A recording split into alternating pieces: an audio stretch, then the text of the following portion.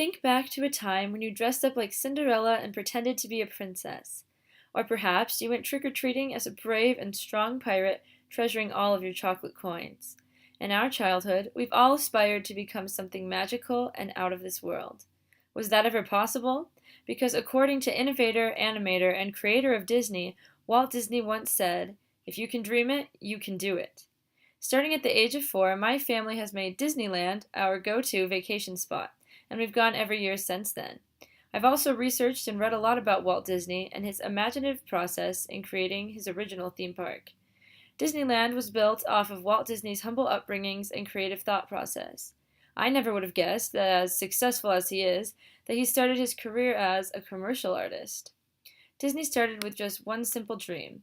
All he wanted was a place where families could visit and feel separated from reality, and enter into a world of fantasy and imagination. He worked hard and made his dream a reality. He's an inspiration to all of us with our own dreams. I'm going to explain Disney's vision for his park, the creative process behind it, and how he brought a world of fantasy, only previously known to books and movies, to life. Let's begin by looking into Walt Disney's past and discover his motives in building his renowned amusement park. Walt Disney's upbringing inspired the park. Since Walt Disney was a kid, he grew up an artist and an innovator. On December 5, 1901, arguably one of the most creative men in history was born in Chicago, Illinois. In his early childhood, Disney's family moved to Missouri, where he first learned to draw. He created cartoons for his high school yearbook, took classes at the Art Institute of Chicago, and worked as a commercial artist as he grew older. By 1928, Disney had created his first animated short film called Steamboat Willie, starring his original character, Mickey Mouse.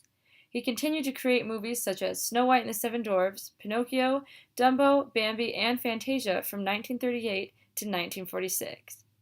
Disney had the great idea of designing and building an amusement park from his creations. Walt Disney wanted his park to be both educational and amusing to all who came. In fact, he once said, "Disneyland is not just another amusement park. It's unique, and I want to keep it that way.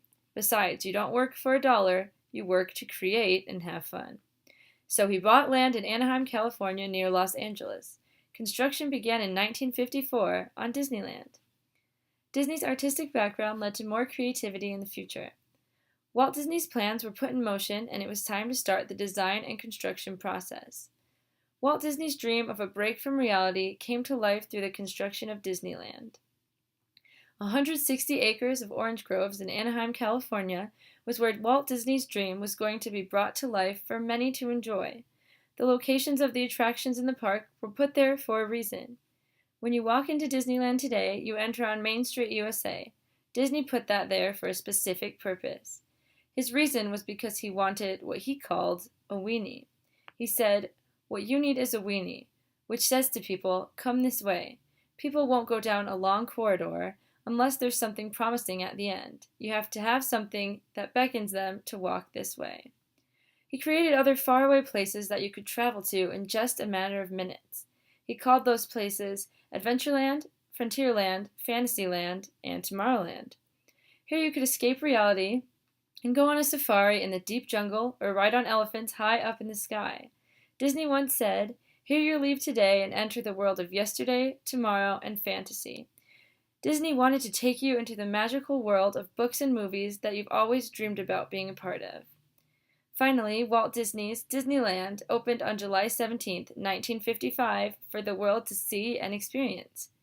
On the grand opening day, Disneyland was home to 28,000 ticket holders, excited to be welcomed into Walt's imagination. Although it was 110 degrees out, and they were experiencing shortages in food and drinks, Walt Disney could see his hopes and dreams being fulfilled as a magical entertainment kingdom. I hope I've made it clear that although parts of the opening day were unfortunate, Disney learned and grew from that experience, and his park became a huge success. Walt Disney was never able to see how his park ended up today, but his innovators at Disney in 2015 are still living up to his hopes and dreams when Disney said, "Disneyland will never be completed. It will continue to grow as long as there is imagination left in the world." Everyone who has enjoyed attending a Disney park across the world, or even a Disney movie, really owes it to Walt Disney himself and his dream of a welcoming place for all who wish to escape the real world. I hope we can be inspired by Disney, and remember that anything is possible with hard work. Our dreams can become a reality too. For as Disney once said, the way to get started is to quit talking and begin doing.